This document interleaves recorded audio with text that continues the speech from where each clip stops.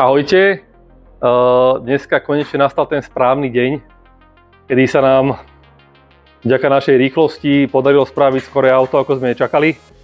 Vznikol pol dňa voľna, ktorý využijeme náležite. Kolegovi dáme na skúšanie nové reproduktory z Granzira, určené ako podstav pre 30. výročie Granzira.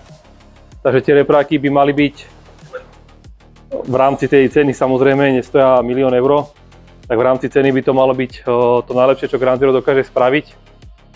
Tak sa na to veľmi tešíme a okrem toho, že to je pekne zabalené, tak aj ten výškový reproduktor vyzerá monštrózne. Príde za chvíľku pani strietlače, ktorá nám na to bude robiť redukcie, lebo to nevieme osadiť do pôvodného otvoru. V pôvodnom otvore bohužiaľ nie je miesto na poriadny výškač, len na tie reproduktory, ktoré tam dávajú od výroby a tie, ktoré sa riešia akože OM. Takže bude sa tam tlačiť domček, lebo ten v tomto balení bohužiaľ není.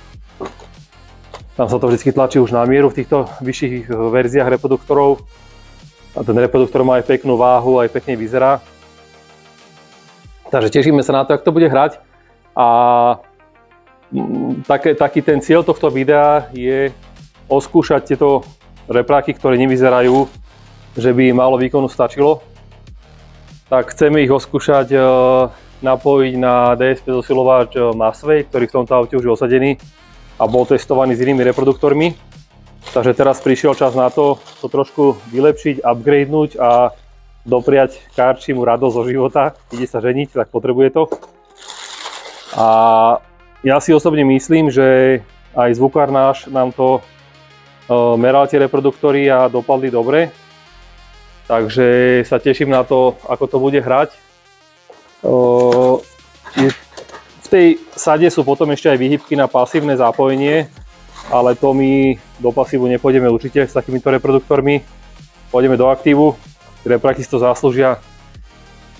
A v prípade potreby, že sa nám nebude to ľúbiť s tým DSP zosilovačom, k čomu ja mám také očakávanie, že podľa mňa to nebude úplne moc dobré, lebo ten DSP zosilovač proste nemá gule.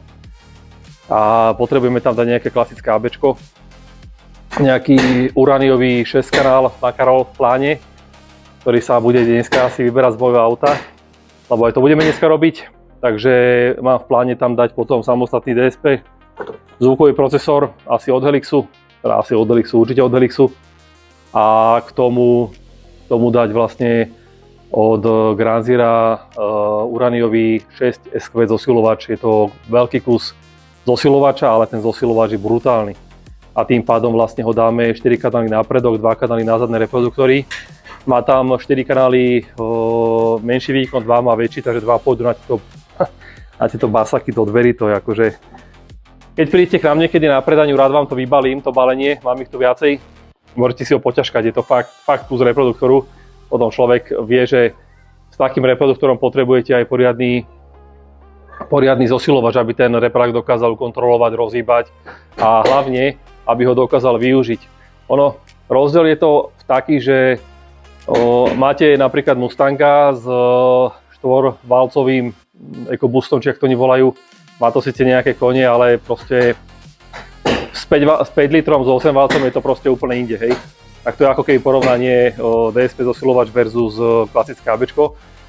Pri týchto výkonnejších reproduktorov. Keď máte klasický reproduktor, ktorý je stávaný na ten DSP zosilovač, ak to má napríklad Helix zrobené, tak tie reproduktory dokážu krásne zahrať aj z toho DSP zosilovača. A my tie DSP zosilovače radi montujeme do Bavorákov a do Mercedesov. Tam sú 10 cm reproduktory, ktoré nepotrebujú nejaký brutálny výkon a vždycky ten DSP zosilovač má 2 kanály silné, takže to sa použije na tie 2 ciny basaky, ktoré sa dávajú buď pod sedačku alebo pod nohy vodiča spolujazca. A na to je tu pecka, lebo s malým zariadením spravíte takú radosť v tom aute a keď vám to stačiť nebude, není problém. Ideme robiť aj upgrade GLCčka, ktoré sme nedávno odovzdávali, zákazník bol spokojný, ale on od začiatku hovoril, že bude treba asi subwoofer. ale nevedel, či mu to bude treba alebo nie, ale hovorí, že chce subwoofer určite. Takže vlastne príde teraz zákazník v priebehu mája a má termín daný a bude sa tam vymýšľať nejaký subwoofer, aby aj zákazník bol spokojný a hlavne, aby to aj basovalo, lebo niektorí zákazníci majú predstavzatie, že dá tam niečo malé, podsedačku, strčí to do rezervy alebo niekam a potom im to nestačí. Bohužiaľ to nestačí, keby to stačilo, všetci sme spokojní, nestačí to. Ale túto u Karola ideme robiť radosť, Ground Zero 30. výročie. Toto DLS, ktoré sme testovali, boli fajn, ale došiel čas na zmenu. Keby ste mali hociaké otázky, alebo potrebu sa s nami o niečom poradiť, porozprávať, alebo nás navštíviť v Janke pri Dunaji, kľudne sa zastavte, budeme radi. Môžete si omakať 30. výročie, je to tu aj pre vás nachystané. Cena tých reprakov je dosť taká vyššia, sa mi zdá, že 600 € to stojí, ale uvidíme, či to za to stojí. Budeme to skúšať, bude to auto, tu väčšinou stojí pred firmou, Karol s tým chodí do práce, viete si to u nás potom vypočuť a viete si povedať, či to stalo za tie peniaze alebo nie.